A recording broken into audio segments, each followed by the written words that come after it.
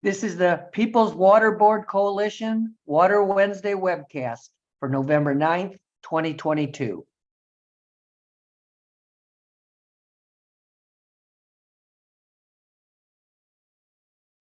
Welcome, welcome, welcome, beloved community. We are back again with yet another installment of the Water Wednesdays webcast by the People's Water Board Coalition. I am here always on this journey with my co-host, Valerie Jean Blakely. Can't forget our behind the scenes tech guy, Lou Novak. And today we have a guest that you might remember from before, but she's back again to give us an update and further information on how you can get involved and help save water that is vital to us all. I'm so happy to have you here again. She's a member of My Cats, and her name is Amanda Robinson. I'm so glad to have you here to give us this very, very vital, important information, Amanda. Thank you so much. It's great to be here. I wanted to share a little bit about the video that you started with. That's the Line 6B oil spill that happened in 2013. That video was shared fully to me and by an affected community member who lived there, who woke up. I'm going to share their story and with permission that they woke up that morning and there were animals that were in their yard covered in oil from Line 6B rupture. It was early morning and they put them in tubs and they had to get gallons of dish soap and they just kept trying to save animals that came from the water. So that's all I wanted to really share pertaining to that, you know, this really affected community members and the animals, and it's still not cleaned up and we still need to hold them responsible. Check. Absolutely. And just a quick bit right before we get started, could you tell us what area that for our viewers so that they know? Can you ask that question again?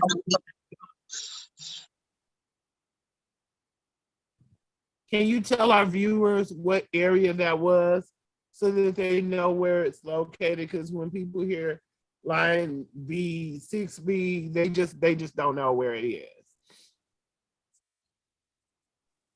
You're on mute. Certainly. So if we're looking at Michigan, there is this down here, it's like the Lower Peninsula. This might look reversed to you, but I live up here just before the Mackinac Bridge and right on the south side of the Mackinac Straits. And this show is being put on live right here in Detroit. And then this happened right here in this area in Battle Creek. It specifically started in the Talmadge Creek, but then it expanded to get into the main Kalamazoo River. And so Battle Creek community members directly were affected and still continue to be affected. And Enbridge still needs to be held responsible, even though they paid fines. It's not enough. Not enough. No. Check. No. You know, it was, we talked about, we want, there's a lot of things that are going to be, and we're going to jump right into the show because it's a short show and there's a lot of stuff we want to fit in. There's a lot of calls to action and a lot of things for people to get plugged into. So we're going to jump right in. We thought that we would introduce ourselves and talk about the work that we're doing kind of briefly so people know the work that we personally are doing, Amanda, Nicole, and myself, so that they can plug in with us on the work that we want people to plug into, that we mobilize every day to make sure that people are working together against these things. So Nicole, you want to start us off? Just tell us a little bit about what your work is and the things that you do. Sure. Well, for my viewers that don't know me, I'm Nicole Hill. What I do is I focus on community engagement and outreach for the People's Water Board Coalition. I also deal with policy work. So what my goal is to ensure and make sure that everyone has clean, accessible, safe, affordable drinking water and sanitation, not only at a local level, but at a state level. And if we have to take it there, we go to the global level because this is a worldwide issue. And it's very important to me to do this work, not only because I was directly impacted by water insecurity issues, but because water is life for every living thing, animal, plant, and human. And we're going to kick it off to you, Amanda. Tell us about yourself and how you want people to plug into the work you're doing. Yeah, I am Amanda Joe and live in Anishinaabe territory on the south side of the Straits of Mackinac, as I previously mentioned. I am just an individual. I'm a community organizer. I don't attach myself to any NGO. I was introduced under My Cats. From the heart and direct action of it, it started as Michigan Coalition Against Tarsians. And going forward, so that's something, we're against something, but it's hard to build community against something. And so we have taken those same letters, My Cats, and it's grassroots. So Michigan Coalition of Artists, Teachers, and Strategizers. And our goal as we work together is to protect water, climate, and communities. And so I'm really excited to share all of the actions that people can plug into. And that's what I'm trying to do, just network. But definitely, this is a medallion behind me. And I'll bring it up closer. It was gifted by a local Indigenous to me. And Valerie has one as well. We were both gifted together. I'm gonna let her share hers for a moment. Slowly, just put it up. Nope, higher. There we go, closer. There, yeah, let it focus, just pause. Defend the sacred, protect Mother Earth. And so me and Valerie, we've worked the last 7 years closely organizing the Pipe Out Paddle Up Flotilla in the Straits of Mackinac with so many individuals, coalitions, affected community members that deal with monster corporations and billionaires who are destroying our planet and affecting clean water and access to clean water. And so, yeah, that's a little bit about me. And the goal and the mission is to network, and the main goal and call out is stand firmly and stand with each other. And so that's what I'll be doing, giving Indigenous voices a space first. Check. Okay, I'm Valerie Jean, for the viewers who don't know me. I've been doing water justice work and anti-poverty work for about 15 years now. I do communications with the People's Water Board Coalition and try to keep us out there in the public and helping show solidarity with other people's movements. I also work with Riverwise Magazine, assistant editor, and Riverwise Magazine is a special magazine. It's really, I've never seen anything like it anywhere, where it's a Detroit-based social justice magazine, beautifully printed with community voices and stories and art and poems and things like that. And it really allows me to be a part of and tell a lot of stories and bring a lot of voices and to the table. And it makes me very happy. I also work with the Poor People's Campaign, the Michigan Poor People's Campaign specifically. Yeah. And, at this point in time, we've been fighting Line 5, and I'm with Amanda when she said it's time for us to start thinking about ways of taking care of each other and building community, and really at this point in time in the crisis, reducing harm. And those are the things, that's the only way that we're going to be able to actually come together and fight these things together, and is if we're creating things together at the same time. And that's how we're going to do it. So thank you for we wanted people to know, we snuck this segment in because we wanted people to know the work that we do, how they can plug into the work that we do. And yeah, so we're going to get right on to the first question for you, Amanda.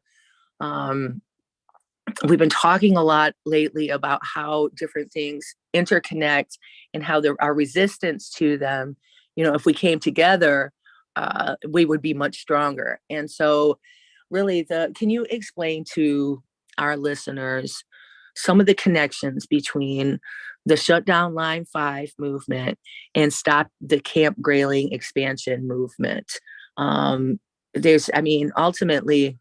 as water protectors, we're all thinking about how we're going to bring those things together and really make some headway on it. Yeah, most definitely. So today's segment is not about teaching folks the direct issue of Shutdown Line 5 and Enbridge, and we're not focusing on the National Guard and educating people. Recently you had Monty on, and he did a great episode teaching people, and there are some other resources I would recommend people visit Oil and Water Don't Mix website to find out like some really great information to connect in to those movements. But as far as connecting those on a community level, I am affected by Camp Grayling, so I want to be part of it, be part of stopping the expansion. But also my main focus is shutting down Line 5. And so I don't want to share much on like the reasons they're connected. I think it's pretty obvious how they're connected, but I want to engage in a conversation of strategy and how to, stop the expansion as a community. And so in doing that, I hope that the rest of this show, in the actions we're going to share and the ways you can plug in, will be a foundation or a starting point for people to, to connect and to show up and to know different ways that they can plug in besides doing a petition or writing their governor. There's lots of ways, which we'll put a link in the chat about 100 and plus ways you can do activism and do things that will be fruitful in your communities. But yeah, they are connected, and I hope that we are going to have a conversation January 13th, 2023 about meeting internationally. I'm inviting folks to come to the Zoom call. It's virtual, and talk about actions we've previously done, and then actions we'd like to see or if we think that would be effective, and what tools and resources we need to have for framework to make those successful. One thing else I would note is that in other movements and things, when we've had a success, like Line 5 is such a cool success. We could stand at the Straits of Mackinac and demand together, simply just stand there and demand that the Line 5 is removed, and we could visually stay until it is removed, and that would be the hugest success. But then that frees up a lot of NGOs' time and money, but there's still then a battle to continue with stopping the tunnel. But then also there's so many other water crisis issues that we need to focus on. And so, I hope that if there's any clarifying questions or things, I would take a moment, but that's my response. Check.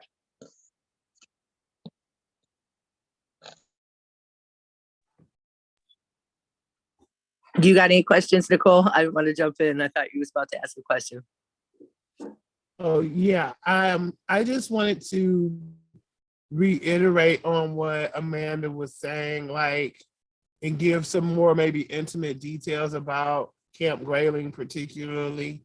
I really want people to focus on the word expansion. It's not like we think, oh, somebody's adding on a room or they're extending and building a deck.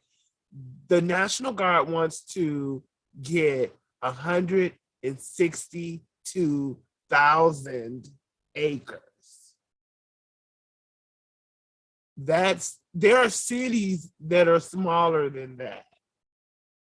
And that's what they want to expand into. into people's yards, into wildlife areas that we utilize for campgrounds and hunting, and all that natural life, that natural flora. The people surrounding that area will be dramatically affected by it. And it's not because they need the space to expand the National Guard units. They literally lease out space to these weapons and biotech companies to test nuclear, and biological warfare weapons on the grounds. And there's damage that comes from that. And people need to realize that this is stuff that they're not going to openly admit to in the beginning. Then 10 years from now, you'll see an ad like, call Sokoloff lawyers if you got, exposed to this and that when the class action lawsuit begins. When we don't have to do that and risk putting people at risk health-wise or causing death. It was brought to my attention this weekend. We had a talk at the General Baker Institute, and the gentleman that was talking, he made a really important point, and this is to add how everything's connected, how they know. Thank you. This is the one. The solutions are already here. But he made a very important point that they're doing that type of military testing and things like that because they're trying to figure out how to squash civil unrest or how to take care of civil unrest, because they know, because of the crisis that we're in, we're going to do things. Things are going to happen. That's the way it rolls out. That masses of people are going to, that they can't afford food, can't afford to stay warm, and now we're worried about our water and all of these other things. He said that's, they know that it's to that point, and they're testing that kind of military weaponry so that they can understand how to use it on the domestic population. And I think that's a really, really important connection. You know what I mean? If Line 5, think about it, if Line 5 bursts, we are going to take to the streets and not leave. If it bursts, right? We're going to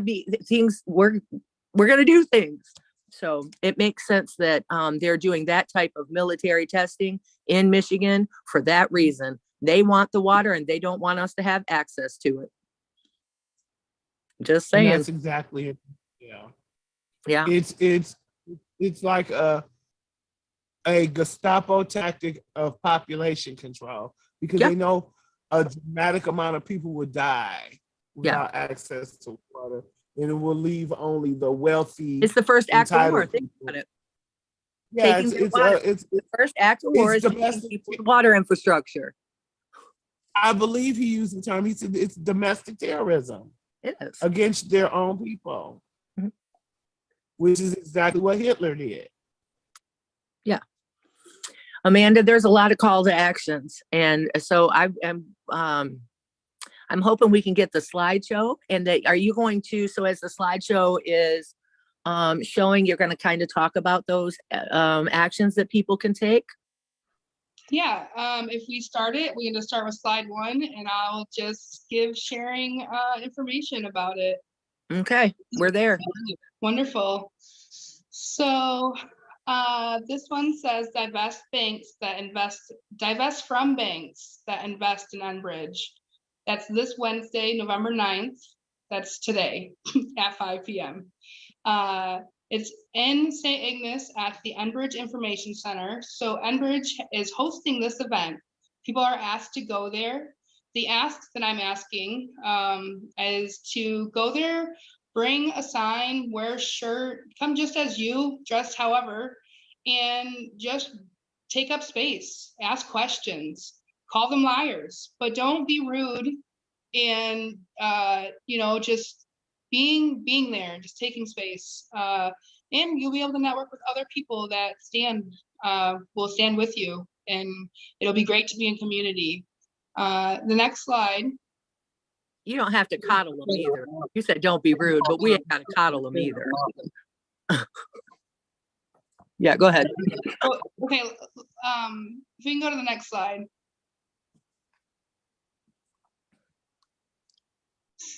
All right, while that's happening, so correct. We're not coddling them, but this isn't a public comment space. So, you know, there isn't other officials there. They're not going to be on their best behavior. Enbridge is hosting it. You're going into that foxhole, and you know, like, it is important. I would advise to bring a buddy, and I would advise to care, and you know, don't show support by eating their food, and you know, yeah, if there is food, I don't know. We take care of our people, so we always provide food if we host an event. So this next event, though, is November 10th, which is tomorrow, and this one is in Mackinac City. So today is on the north side of the Straits. Tomorrow is on the south side of the Straits in Mackinac City. That also starts at 5, and it's the same request. And so you'll see it says blamewallstreet.org. When you go to this page or this website, you can see the 2 events. If you scroll down to the bottom, you can additionally host events as well. There's a great toolbox they have. They have a great theme song. I would highly recommend checking this website out. We were able to get a grant from them, and that's how we were able to organize these 2 events. And so we hope to have a couple more pop up on that map soon. So that's okay. So what does divest mean? Divesting means you close your account at one of these banks. You recognize that Wall Street and big banks, like, they take their money and they invest in these bigger fossil fuel projects. And so if we don't use them, and we don't do our transactions through them, and have money just sitting in an account that looks like they're flush, that will affect their bottom line. And so that's why I think you should remove your money. It was noted that U.S. Bank has a monopoly over the foster parents and any children that have like child support. Those people don't have an option. They have to. Valerie, can you share more? It looks like you know what I'm talking about. I've got child support from a U.S. bank card. It makes sense. Yeah, they don't have. They also have the unemployment in Michigan too. Yeah, you can't. When that's how you get your funds. For whatever, taking care of your children. Obviously, can't divest from U.S. Bank. That's really strategic too, isn't it? That's pretty strategic. Anyway. Okay, so I mean, yeah, if you reach out to us, you want to know more, like, we are telling you, like, we're open.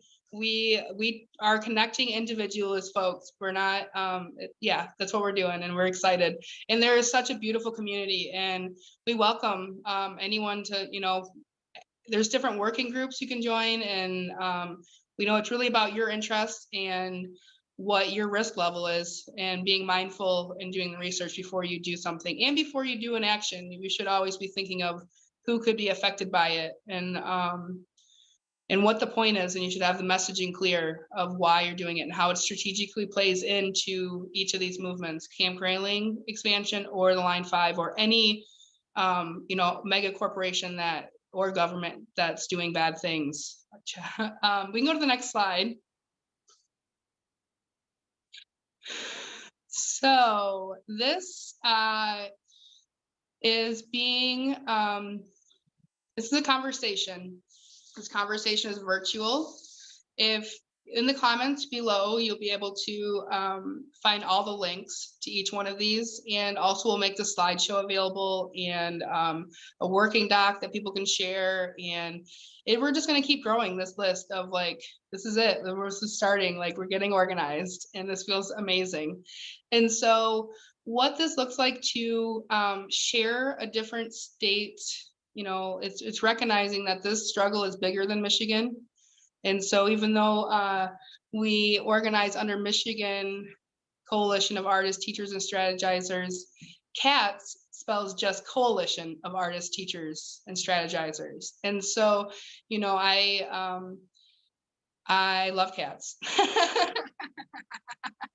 And so this conversation is to teach people about a pipeline that was fought so hard by a community of water protectors to say, before it was even constructed, and all the way through every mile it was constructed, they resisted it.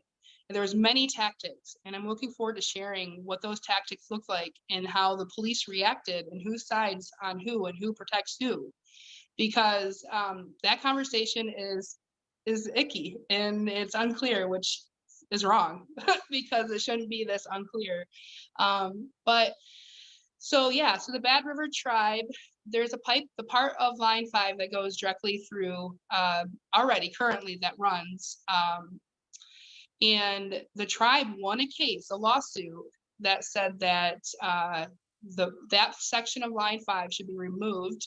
And so what Enbridge did is they got a permit to reroute it. So now instead of going through it, it just goes directly around it, the whole property.